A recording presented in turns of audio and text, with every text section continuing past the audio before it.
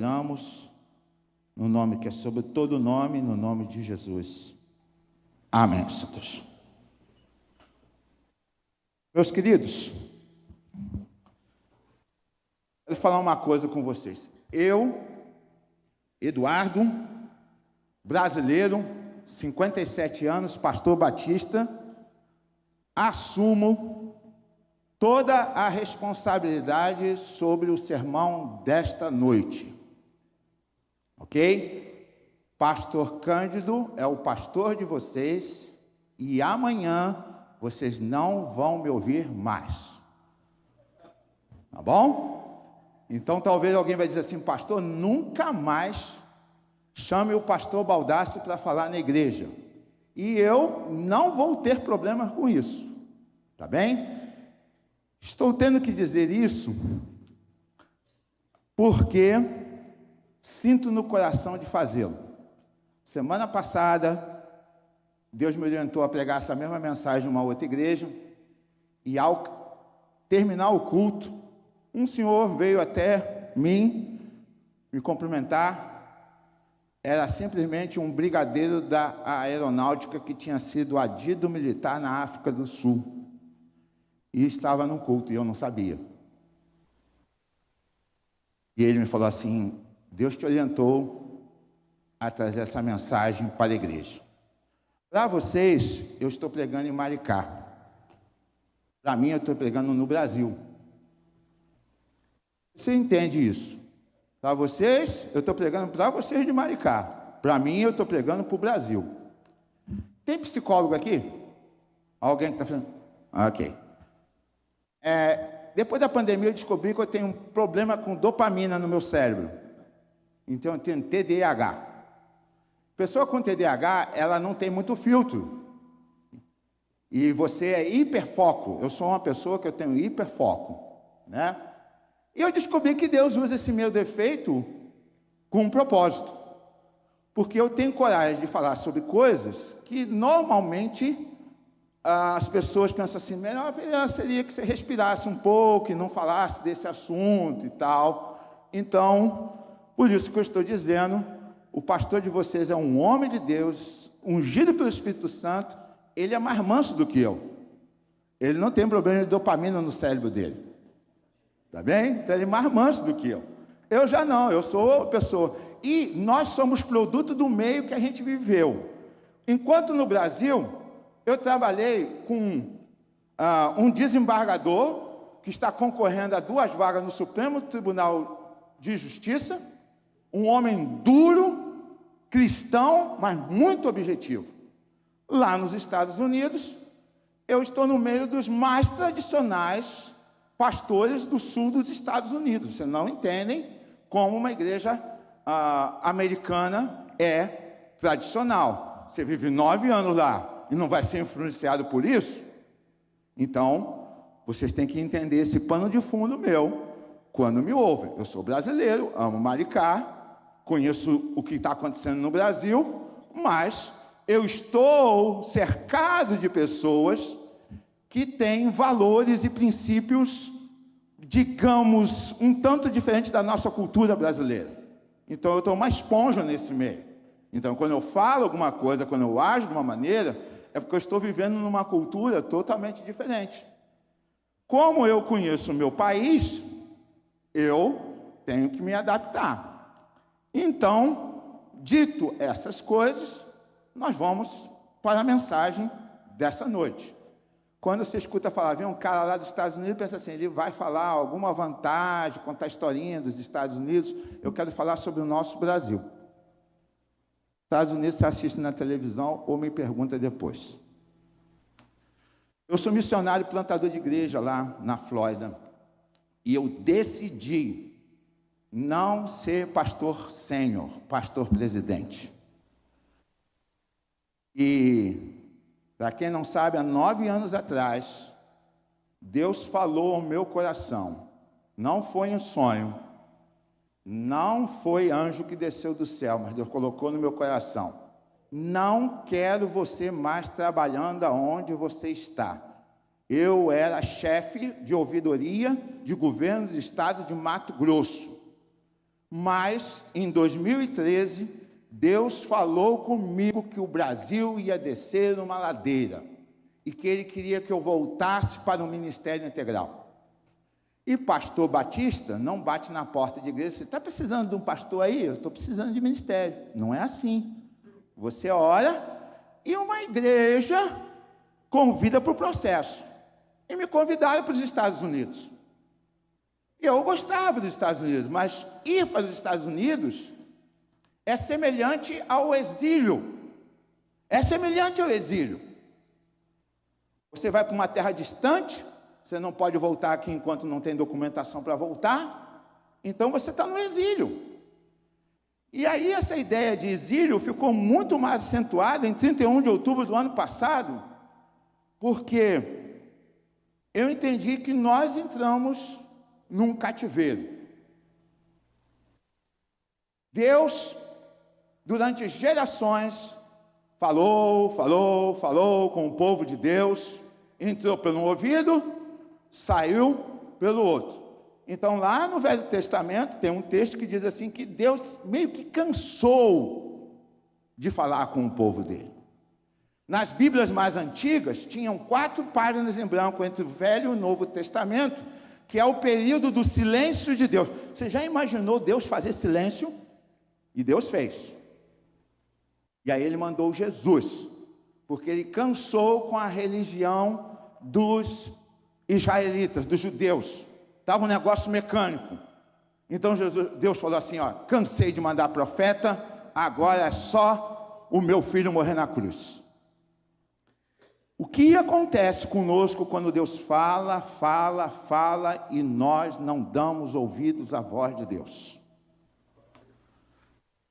Alguma coisa acontece. Eu vou ler Tiago, capítulo de número 2, do versículo 14 ao 26. Não vou pedir para vocês ficarem de pé, vou fazer a leitura para que ela ocorra mais rápido. Diz assim a palavra de Deus: meus irmãos, qual é o proveito se alguém disser que tem fé, mas não tiver obras? Pode acaso semelhante fé salvá-lo? Se um irmão ou irmã estiverem carecidos de roupa e necessitados do alimento cotidiano, e qualquer dentre vós disser, vai em paz, aquecei-vos e fartai-vos, sem contudo lhe dar o necessário para o corpo, qual o proveito disso? Assim também a fé sem obras por si mesmo é morta. Mas alguém dirá, tu tens fé e eu tenho obras. Mostra essa tua fé sem as obras, e eu mostro obras, te mostrarei a minha fé. Crês tu que Deus é um só? Fazes bem. Até os demônios creem e tremem. Queres, pois, ficar certo, ó homem insensato, de que a fé sem obras é inoperante? Não foi por obras que Abraão, nosso pai, foi justificado quando ofereceu sobre o altar o próprio filho Isaque? Vês como a fé operava juntamente com as suas obras. Com efeito, foi pelas obras que a fé se consumou e se cumpriu a escritura na qual diz, olha, Abraão creu em Deus e isso foi imputado por justiça. Assim disse o Senhor, palavra de Deus. Meus queridos, eu gosto de ler muito, então gosto de ver documentários. Eu vou falar uma coisa aqui, você vai falar assim, mas pastor, para que eu quero saber disso? Vou falar de Segunda Guerra Mundial. Ouvi que a igreja de Roma foi totalmente apática sobre o que os nazistas fizeram com as pessoas na Segunda Guerra Mundial. Falei, como pode uma igreja deixar matar e perseguir os judeus? Eu estive no Museu do Holocausto em Washington, Gente, a coisa é triste demais, você vê a quantidade de sapatos dos judeus tirados dos campos de concentração, e você fica pensando assim, como é que alguém que fala no nome de Deus vê tanta injustiça e fica calado? Mas aí eu estava me preparando para essa viagem, orando o que Deus tinha que colocar no meu coração, e uma irmã muito envolvida com o que a gente faz lá, ela falou assim, pastor, o senhor tem que ler um livro. E ela me deu esse livro aqui que nós não tem no Brasil. Você não sabe inglês, mas eu vou traduzir para vocês o título. Uma Carta para a Igreja Americana. É um homem que tem feito biografia de Martim Lutero. Martim Lutero, o pai da Reforma Protestante, beleza? Né? E ele também fez a biografia de um pastor luterano, alemão, que pregou um sermão em 31 de outubro de 1932. E que isso tem a ver comigo. Isso tem a ver com a igreja de Maricá. Ele pregou esse sermão e ele falou sobre a graça barata. Ele falou sobre a graça barata.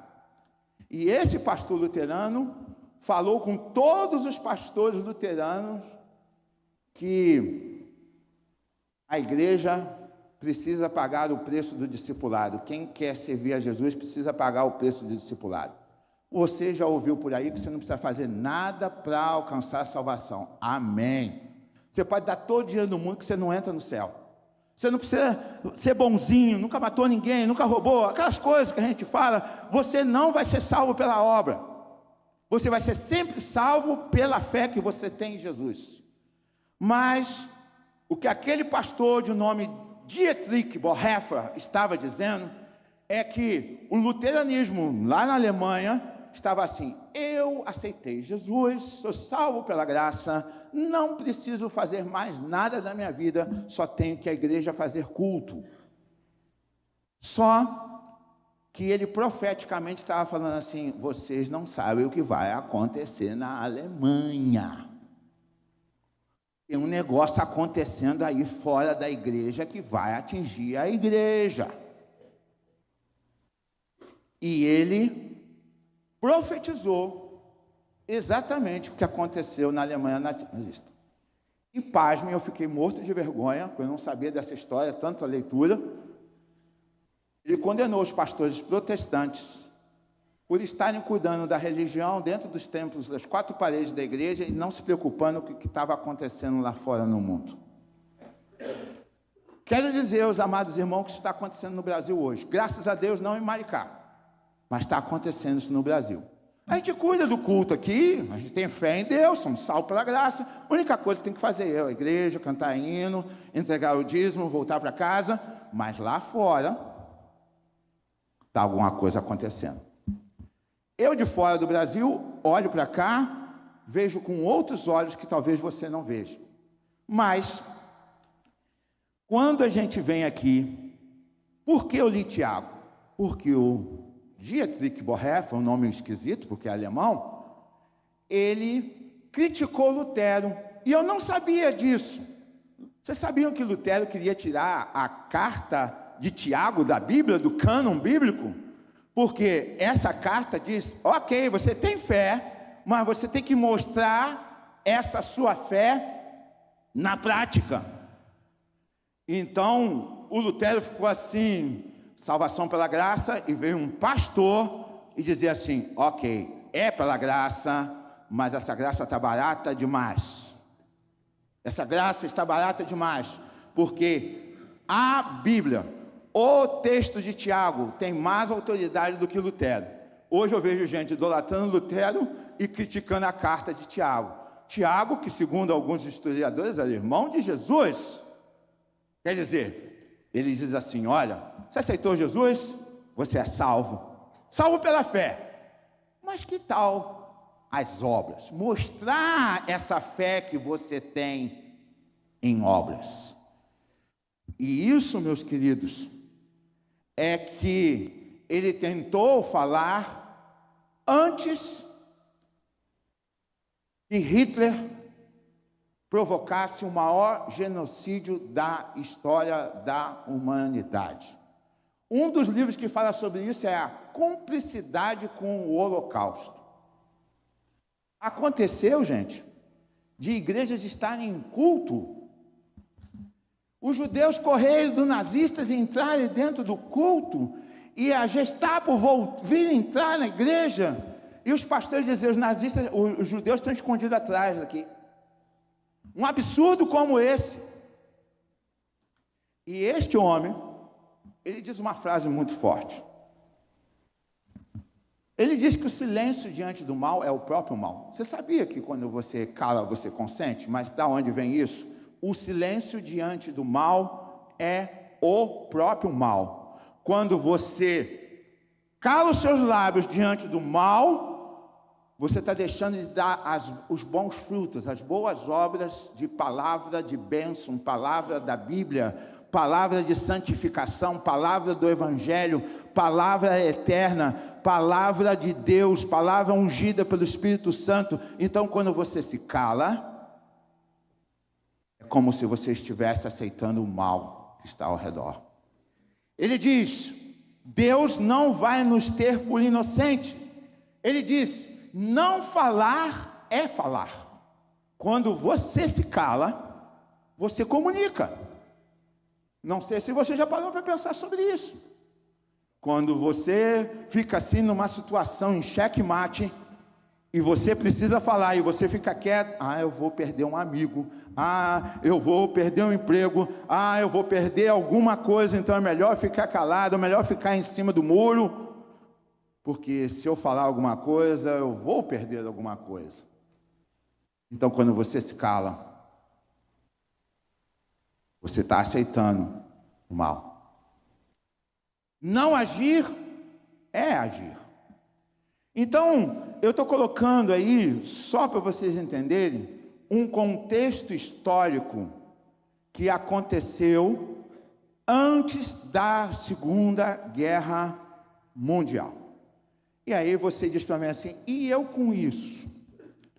Queridos, eu tenho ovelhas que vieram de Cuba e de Venezuela na minha igreja. Orlando é uma cidade que você não precisa pegar o avião para ir na China pregar o Evangelho.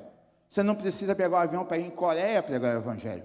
Tem as comunidades brasileiras, de coreano, disso, daquilo outro, e as pessoas falam, os haitianos falam dos terremotos, os haitianos falam da seleção brasileira jogando lá, do exército brasileiro lá ajudando no Haiti. Então, é um lugar que você está exposto a todas as pessoas e as pessoas comentam. Isso aí não é fake news, isso aconteceu comigo. As pessoas choram que os parentes estão com fome.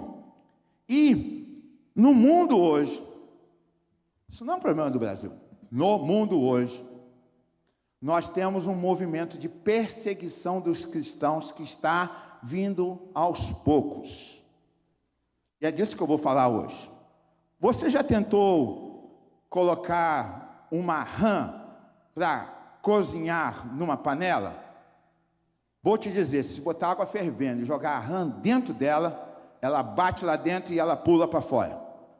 Então, a melhor estratégia para cozinhar uma rã é você colocar a rã com a panela da água fria e esquentando aos poucos, poucos. E quando você vê, a rã morreu, feliz da vida, porque ela não percebeu que a água ia matá-la. Eu estou muito feliz com o que eu estou vendo em Maricá, mas meu coração está muito alegre. Mas eu andei em alguns lugares, porque eu sempre dizia assim, tem pregador que só fala em igreja grande, então eu vou em toda igreja, de todo tamanho, que me convidar. Então eu fui em alguns lugares e vi pastores que não querem pregar os valores, que não querem ensinar a visão para a igreja, porque vão perder os seus membros. Eu vi pessoas que estão negociando o evangelho para não perder algum benefício. Eu vi, e isso não foi pela televisão, foi agora no meu turismo pelo interior do Rio de Janeiro, e é disso que eu quero falar. Quanto mais você ouve do evangelho, Quanto mais você ouve o pregador, mais responsável você fica por aquilo que você ouviu. Então, para desenvolver essa fé realmente de verdade, a primeira coisa que eu quero que a igreja entenda é: a fé aprovada não pode ser teórica, mas precisa ser prática. Muito bom nós estarmos na casa de Deus. É melhor estar aqui do que estar em qualquer outro lugar. É melhor estar aqui que na frente da televisão, do computador, no Maracanã. É melhor estar aqui. Mas você precisa desenvolver uma fé prática. Tiago, ele é muito forte. Ele diz: os demônios creem e estremecem. Mas o diabo não é obediente, não põe em prática a palavra de Deus. Ele conhece mais do que muitos cristãos, mas ele não põe em prática. Então, nós temos um convite da Bíblia para você colocar a sua fé. Você é salvo pela graça, você é salvo pela fé, mas para você ter uma fé realmente madura, olha aqui o que Paulo diz: examine-se, pois, o homem a si mesmo, né? Ou esse texto aqui que diz: examine-se para ver se vocês estão na fé, prove-se a si mesmo. Não percebe que Jesus Cristo está em vocês, a não ser que tenham sido reprovados. Nós, seres humanos, temos uma mania pecaminosa de julgar o próximo. Então, a gente é bom de avaliar a fé do próximo. Mas quando é para avaliar a nossa fé, nós temos problema. Mas aí tem um negócio que acontece todo domingo, uma vez por mês na igreja, chama Ceia do Senhor. E na Ceia do Senhor, Paulo diz assim: examine-se o homem a si mesmo. Não é para examinar o pastor da outra igreja, não é para examinar o irmão, é para examinar o seu coração.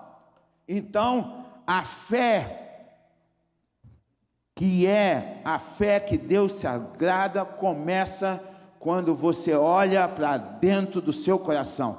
Vou dizer a vocês, o lugar mais difícil de se olhar é para dentro de nós mesmos.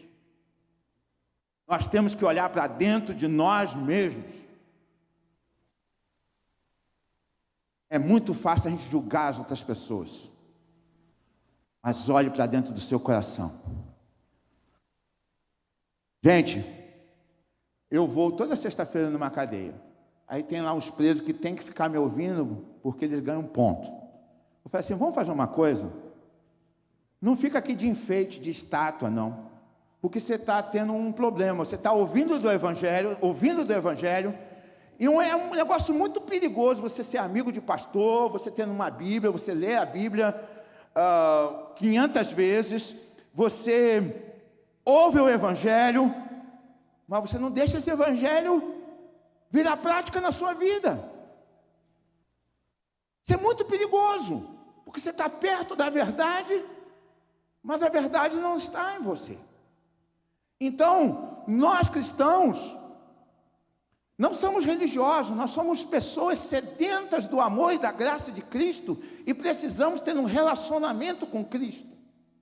Religião não salva, quem salva é o nosso relacionamento com Cristo. Então a Bíblia diz que nós temos que olhar para dentro do nosso coração.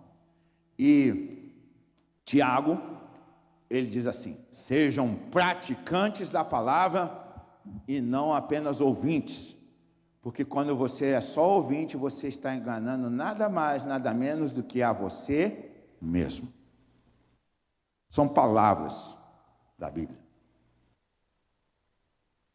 Que perda de tempo, que perigo espiritual, que problema sério, ouvir e não colocar em prática a palavra de Deus. Como eu disse de manhã, eu tenho mania de repetir isso. Eu quero que quando eu partir desse mundo e prestar contas com Deus, que todo mundo vai, pastor também vai, eu falei o Evangelho do jeito que ele é para todo mundo ouvir. Mas nesse nosso Brasil tem pastor querendo atualizar a Bíblia. Tem pastor querendo tirar páginas da Bíblia, porque aquele texto ali, é muito duro, ele incomoda a sociedade, então ele quer agradar as pessoas, mas na hora de pagar o preço da fé dele, ele fala assim, vamos amaciar aqui o negócio, vamos fazer uma atualização, porque a Bíblia é um livro desatualizado. Esses pastores dizem isso. Isso não aconteceu assim, num outro país distante, não. Isso acontece aqui no Brasil. Por isso, meus irmãos, este homem foi um profeta, ele foi um espião. E aí ele falou com os pastores, e sabe o que Hitler falou? Hitler chegou para as igrejas e falou assim, cuide das suas quatro paredes, que aqui fora quem cuida sou eu. Ou seja, tenho cultos, louvem ao seu Deus, mas lá fora quem cuida são os nazistas. Isso é muito perigoso. Alguém disse que o governo atual, e eu posso ser criticado por citar um pouco de política, mas de novo, eu estou falando um pastor que trabalhou no meio e que está nos Estados Unidos, e o povo é muito politizado nos Estados Unidos, por isso que eu disse que o seu pastor não tem responsabilidade do que eu estou falando, mas não vão fechar a igreja. Não fiquem preocupados que não vão fechar a igreja. Eles precisam do voto de vocês. Eles vão tentar adocicar o evangelho, dourar a pílula, colocar água no leite. E daqui a pouco, quando os pastores acordarem, você pode ser preso. Eu, se estivesse morando no Brasil, talvez já estivesse respondendo a algum tipo de processo. Por quê? A estratégia é diferente. Eu estava falando com uma irmã que é igual cupim. Cupim, quando você dá conta que a madeira está com cupim, já perdeu. Perda total. Porque não avisa no primeiro dia que chega. Vai sorrateiramente, devagarinho. Então, meus queridos,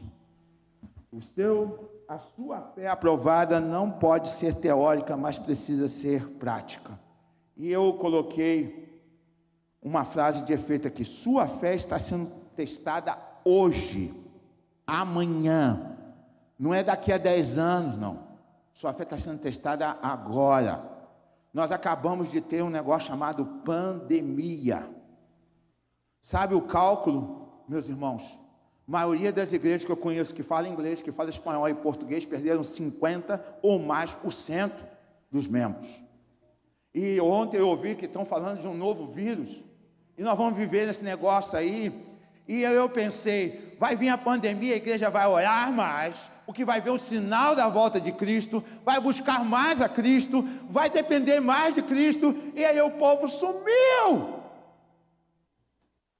Porque lá no mercado não pega vírus, mas no culto pega. Lá no metrô não pega, mas na igreja pega. Deus fez um test drive com a igreja e nós não fomos aprovados no test drive. Não é um apocalipse ainda. Eu vi 30 caixões descendo no cemitério de Manaus e chorei numa live que eu estava fazendo, porque é o meu país, eu nunca vi aquilo. Aí uma psicóloga falou para o marido dela, o pastor está com depressão. Não estava não, estava triste, chorando. Algumas pessoas, pastor, já é a volta de Cristo. Eu falei, não, porque a Bíblia diz que o mundo vai acabar em fogo, não em pandemia. Pandemia é apenas um sinal antes. Eu louvo a Deus, meus irmãos, de coração. Deus conhece a sinceridade do meu coração de ver essa igreja lotada aqui. Porque tem igreja fechando, tem igreja falindo. Por causa da pandemia. Porque não tem gente corajosa de ir à igreja. E não tem gente corajosa e com foco em Cristo Jesus, e sabendo, se eu posso ir em qualquer outro lugar, então é melhor eu estar na igreja. Não tem desculpa de buscar o reino de Deus. Eu coloquei um quadro aí para você saber o que é uma fé teórica e uma fé prática. A fé teórica é religiosa. A fé prática, ela é relacional. Relação com Cristo é oração, leitura da Bíblia, obediência diária. Religiosa é, vou à igreja domingo e ponto final. Eu vivo numa cultura que eu vou mandar essa foto aqui de domingo de noite, porque isso acontece domingo de noite. Nas igrejas americanas não tem mais culto domingo à noite, não tem culto de oração quarta-feira.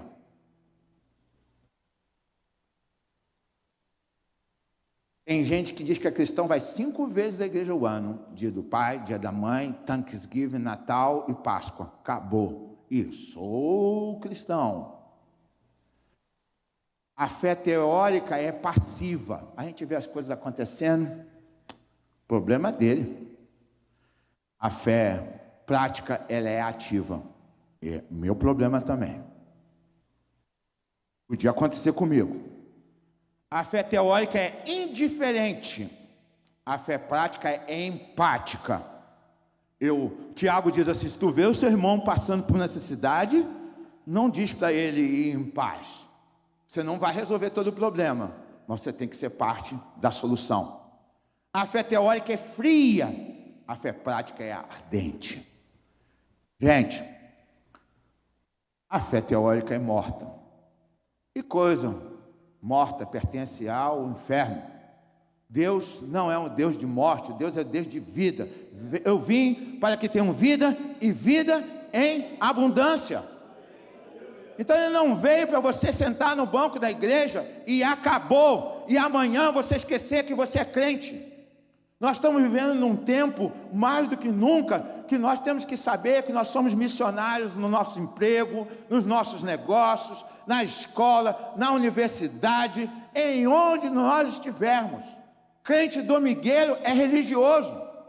Crente de relacionamento com Cristo, ele é crente 24 horas por 7 dias na semana. Porque saber que Deus existe, que criou o universo, olha lá quem sabe, ó. Os demônios sabem e estremecem, mas eles nunca vão ser obedientes a Deus, porque eles têm a fé teórica. Deus me livre de eu ter fé teórica, porque é a fé que pertence ao inferno. Amém, igreja? Amém. Segunda lição. A fé aprovada envolve obediência irrestrita. Tem condição não. E aqui, pastor Cândido, você viu a mensagem que está sendo, e pode ser por isso que domingo passado na igreja que eu fui, o pastor não ficou na porta para me cumprimentar. Tá bom? Eu fui pastor há muito tempo na cidade do interior. E uma das coisas que me cansou é que acabava o culto da igreja, isso não acontece em Maricá não, tá? Só lá na região serrana. Acabava o culto da igreja, os crentes saíam da igreja e iam para a festa junina. Aí eu falei, mas como é que eu vou monitorar uma igreja para ser saudável, se nós batemos palma para Jesus, depois nós vamos para a idolatria?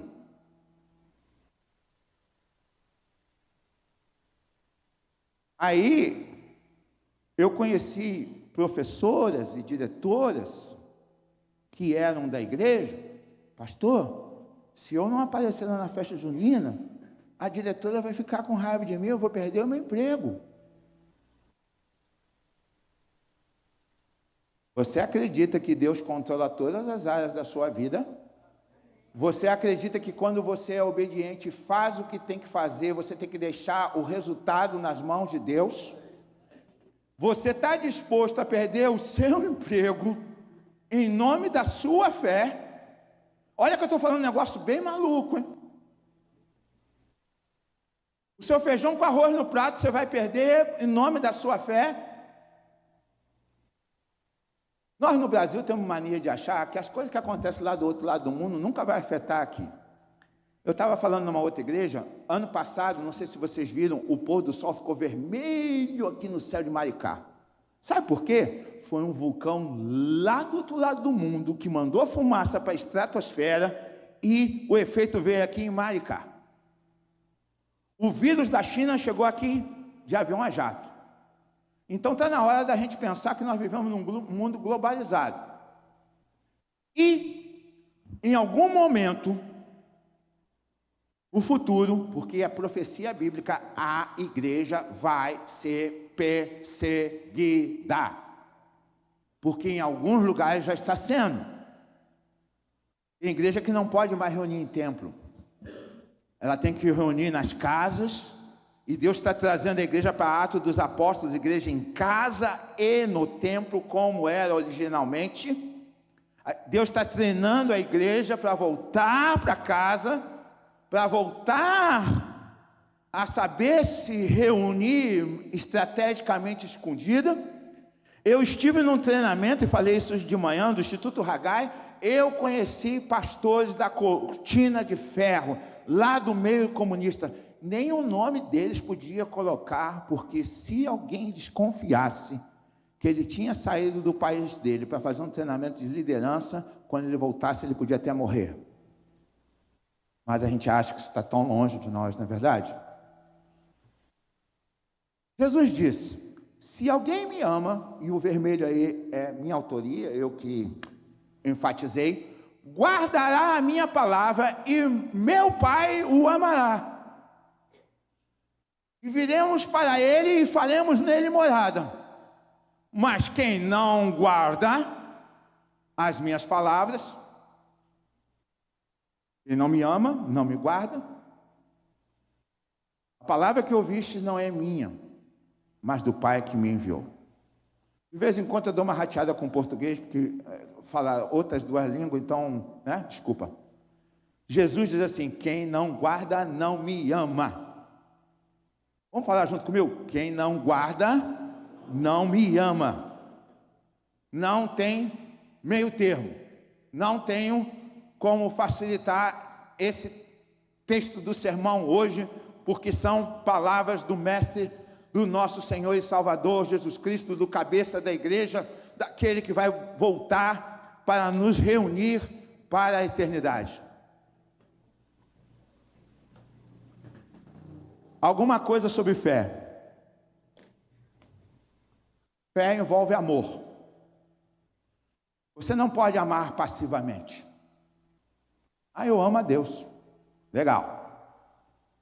Quando eu me apaixonei por Kelly, minha esposa, há 26, quase 27 anos, eu não podia dizer assim, só te amo e pronto. Tem que provar esse amor. Deus amou o mundo de tal maneira que Ele enviou o seu Filho para que todo aquele que nele crê não pereça, mas tenha vida eterna. Deus não ficou passivo, eu amo. Porque a palavra amor é muito fácil em português. Então você não pode amar a Deus passivamente. Você não pode amar a Deus intelectualmente.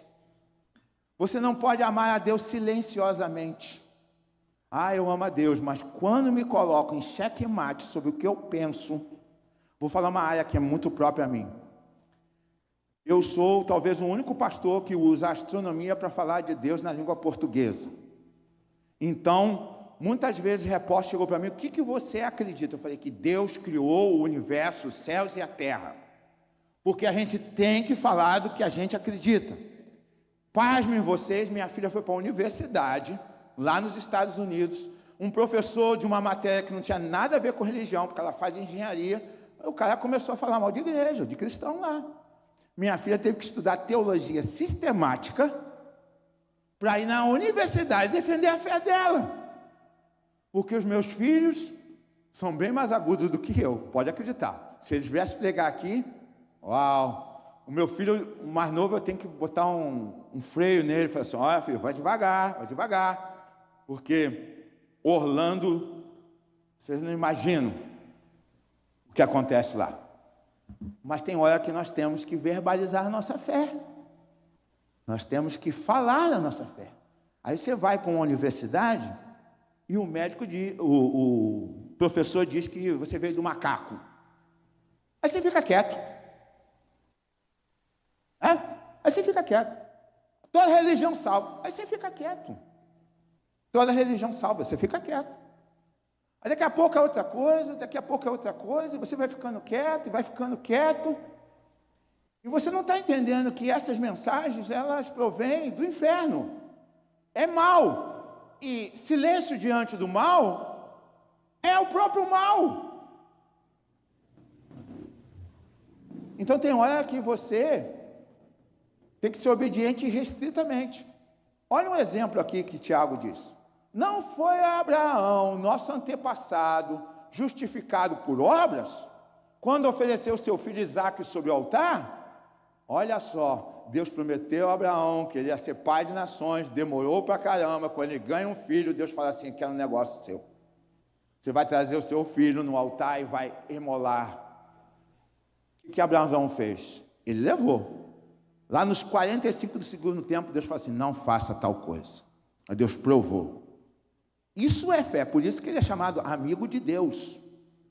Porque na hora que Deus pediu a coisa mais importante que ele tinha na vida, ele ofereceu, em obediência a Deus. E isso chama-se prática, isso não é teoria. O que Deus pode pedir para você oferecer a Ele? Eu não autopromovo, mas a boca fala do que o coração está cheio, e eu só posso dar testemunho das coisas que eu vivi. Isso aqui sou eu, o seminarista da primeira igreja de Maricá, que pisou barro e que nunca imaginou que um dia Deus ia me colocar diante de um governador de estado que foi ministro da agricultura de um dos presidentes dessa república. Aquele homem que está ali é o rei da soja. Põe na internet e procura saber quem é Blário Maggi. E eu tinha um cargo no governo que não era político, chefia. E esse pastor que começou o sermão dizendo que eu tenho o negócio da dopamina, eu falo as coisas que eu acho que eu tenho que falar. Então, uma vez eu era pastor no interior do Rio de Janeiro, eu preguei sobre céu e inferno, o diácono veio falar para mim assim, só prega sobre céu, não sobre o inferno. Eu era mais jovem, solteiro, falei assim, olha, faz uma reunião aí com os diáconos e pede a minha exoneração, porque aqui nesse púlpito, eu é que tenho a mensagem. Se a igreja me chamou e me confia que eu sou o homem de Deus, eu vou pregar sobre céu e inferno, sim. E eu fui nesse gabinete aqui, aquele homem ali, ó, olhando atravessado para mim, ele tinha o poder da caneta de me exonerar.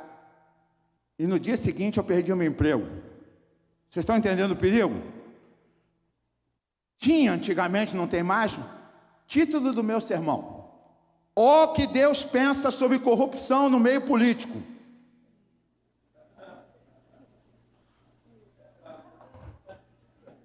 No gabinete do governador, você é louco, cara. O cara pode te exonerar. Ali do lado está toda a Casa Civil. E lá atrás, não aparece na foto, tinha um cidadão que foi chefe do DENIT. Olha só, eu menor da tribo de Israel, ninguém na fila do pão. Deus me colocou lá, eu falei assim, eu estou na área, eu tenho que chutar para o gol. Porque se Deus me colocou aqui, Ele resolva sobre o que vai me acontecer, mas eu não posso perder a oportunidade de falar para esses caras na política. Aí teve um negócio no Brasil chamado Operação Sanguessuga, Lava Jato, e alguma dessas figuras, eu falo para os meus filhos, está vendo esse aqui, ó? Se ele tivesse ouvido o seu pai, a mensagem, e se arrependido, ele não estava preso pela Polícia Federal.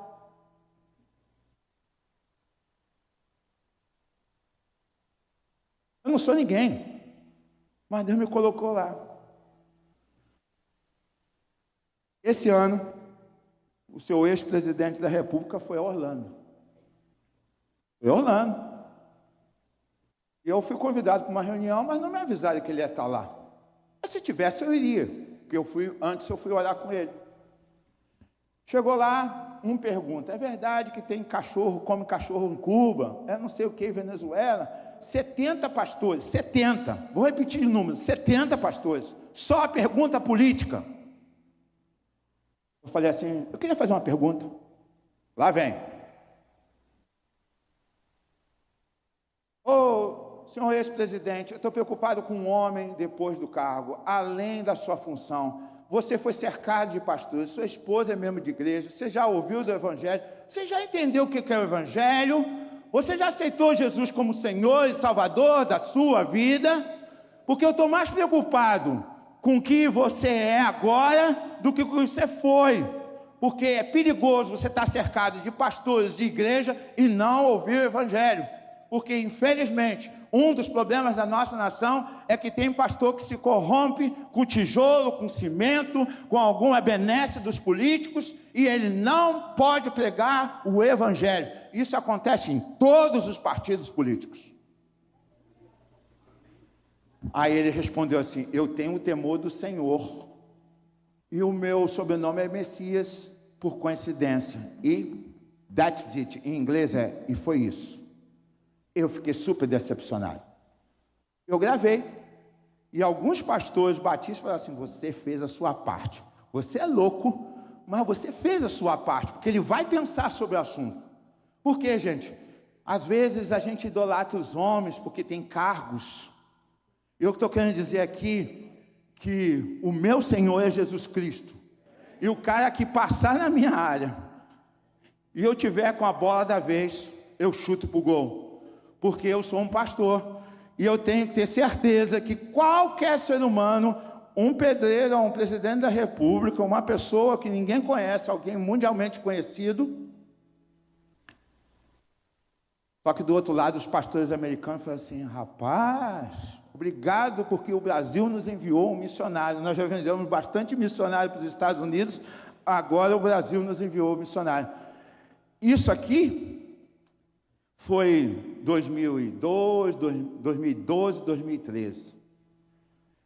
E aí, quando Deus falou no meu coração que o Brasil ia descer lá dele, ele falou assim: não te quero mais nessa função. Gente, em 2014 era 5 mil por mês. Eu não sei se hoje é muito ou pouco dinheiro, porque eu perdi a noção de inflação, essas coisas todas. Mas era cargo de chefia. Era eu, secretário de Estado, governador e presidente da República. Eu pedi exoneração, porque eu comecei a ver coisas que eu era pastor, o governo não me pagava para ser pastor, mas eu sou pastor onde eu estiver. E eu comecei a ver coisas que eu não concordava com os valores. E eu me conheço, então eu fiz igual o filme Tropa de Elite: pede para sair. Eu pedi minha exoneração, porque eu falei assim: eu não posso conviver com estes valores que vão aos pouquinhos me colocar contra a parede só por causa do meu salário.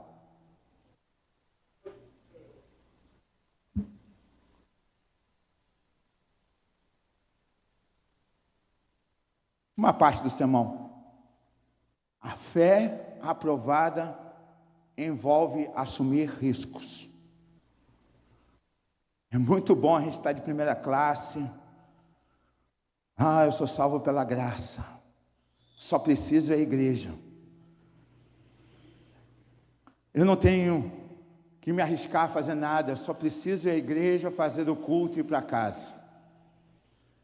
Foi por isso, amada igreja, que eu falei sobre esse livro, que é um dos maiores livros que está sendo lançado nos Estados Unidos por um famoso pastor, que está sendo elogiado pela filha de Billy Graham, por pastores de diversas igrejas, porque lá nos Estados Unidos está acontecendo uma coisa, e eu quero dizer uma má notícia para vocês. Tudo o que acontece lá hoje vai acontecer aqui amanhã. Esses programas todos de televisão que você vê aí na Globo, passa tudo lá, é tudo cópia. McDonald's veio de lá, né? E espoleto e não mais o que. Não é só comida que vem de lá, não é só iPhone que vem de lá. Vem algumas coisas também que não prestam. E eu, como todo bom brasileiro, muito fascinado pela América, mas o que eu estou querendo dizer é que hoje tem um filme em cartaz nos Estados Unidos chamado Sons da Liberdade. Todo mundo fez de tudo para aquele filme não passar no cinema. Aí, uns domingos para trás, eu fui, porque a igreja americana não tem culto domingo. à noite. Eu fui com a minha filha assistir o filme. E esse filme falava de tráfico infantil para turismo sexual. É um filme verídico. E a gente sabe que isso acontece no Brasil, principalmente nos lugares mais pobres e necessitados. Nós estamos vivendo isso agora. É claro, caso eu fosse pastor no Brasil, que não os planos que penso Deus ter para mim, eu sozinho não vou resolver o problema da nação. Não. Quando a gente tem 20 anos, a gente fala assim, eu tenho a solução para todos os problemas do mundo. Quando tem 57, você fala assim, desculpa.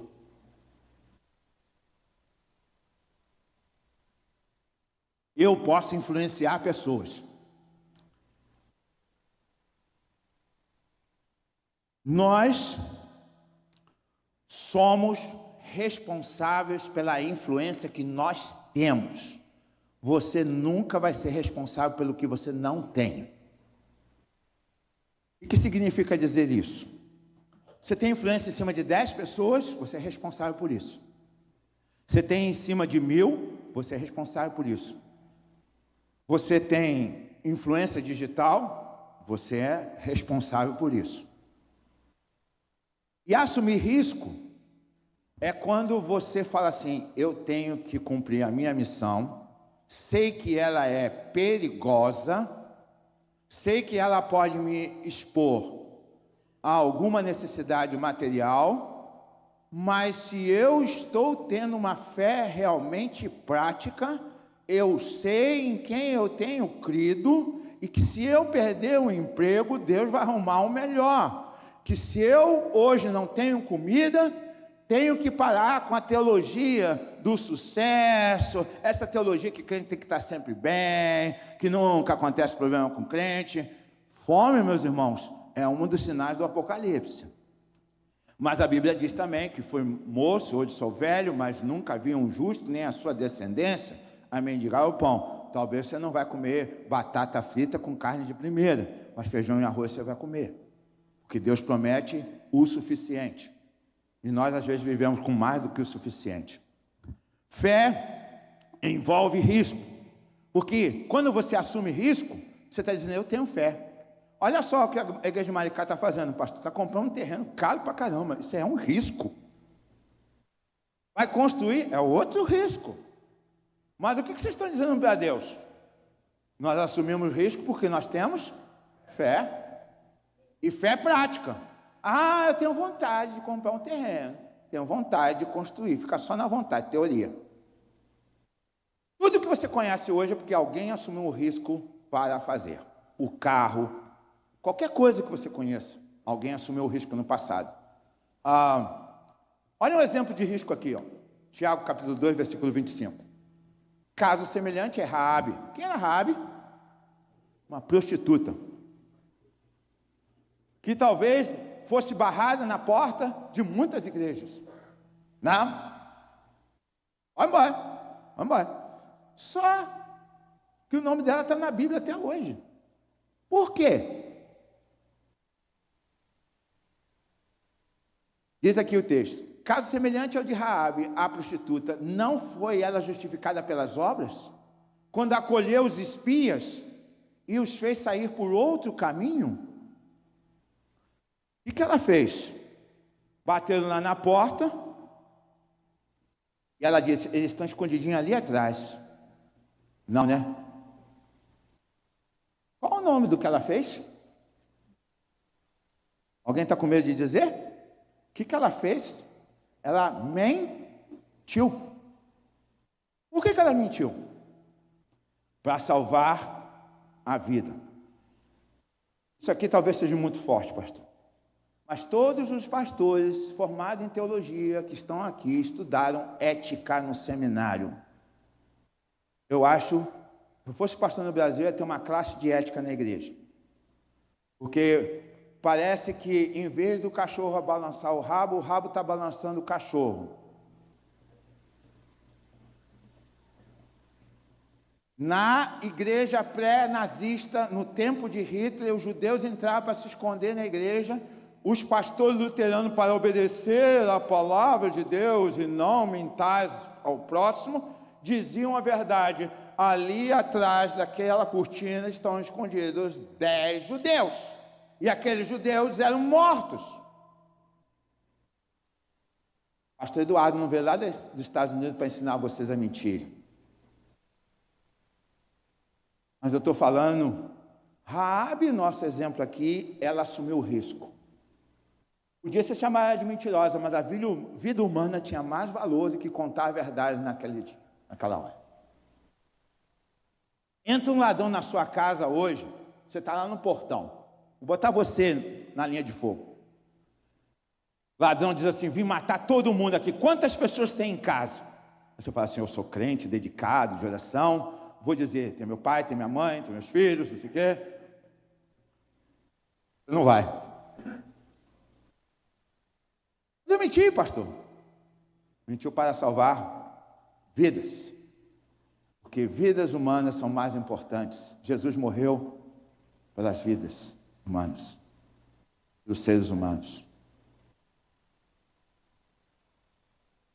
Eu fui mais importunado no período em que eu tive que descer do muro para defender os valores cristãos.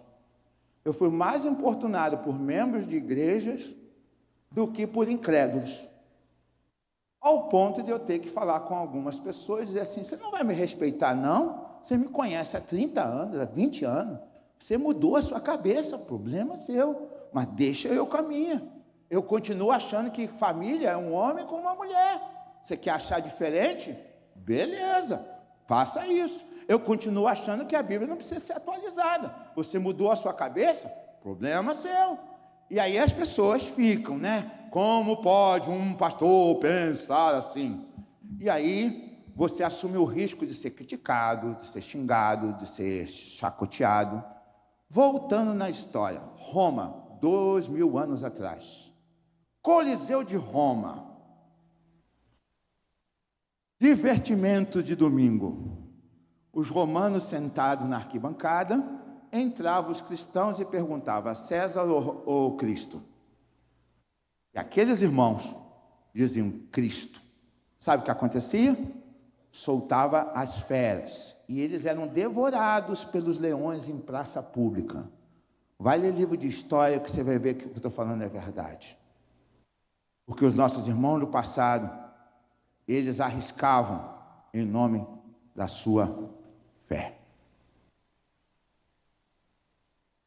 Eu morava no Brasil e comecei a ficar muito interessado que todo lugar que eu ia tinha uma loja de R$ 1,99. Aí eu vim em Maricá, tinha uma pastelaria do Ting Ling. Eu fui lá no interior do Mato Grosso, no meio da floresta amazônica, tinha R$ 1,99 do Ting Ling. E eu conheço um pouco da história dos chineses, como que eles fazem. O comunismo chinês, ele vai se infiltrando, e eles têm dinheiro, e eles vão se infiltrando na sociedade. Na China, você não pode ter um aplicativo da Bíblia no seu celular. O que o pastor vai pregar tem que ter uma censura antes. E eu fiquei, terminando essa mensagem, muito assustado com um documentário que tem no Netflix, que chama-se Fábrica Americana, que um grupo de chineses comprou uma fábrica dentro dos Estados Unidos de para-brisa. Aí chegou nos Estados Unidos, agora vocês não vão trabalhar 10 horas não, vocês vão trabalhar 20. Agora não tem sindicato mais não. E não tem aumento de salário também mais não. E isso foi uma confusão tremenda, isso é verdade. Aconteceu num estado lá, CCA, Wisconsin, Ohio. Eles compraram a fábrica e colocaram o método chinês dentro dos Estados Unidos. Isso é confusão pura. E quando os americanos acordaram, falaram, nós estamos no nosso país, obedecendo cultura de fora, que milenarmente vai estudar antes de Jesus a cultura chinesa. Eles pararam durante um tempo, mas agora o mundo está indo nesse caminho. Então, o que o pastor Eduardo está querendo dizer? Prepara, já você vai ter que correr risco. O silêncio diante do mal é o próprio mal. Não agir é uma ação. Tem fé em Cristo?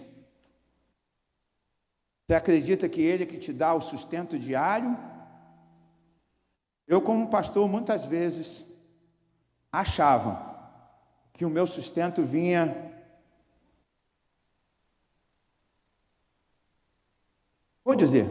de uma igreja.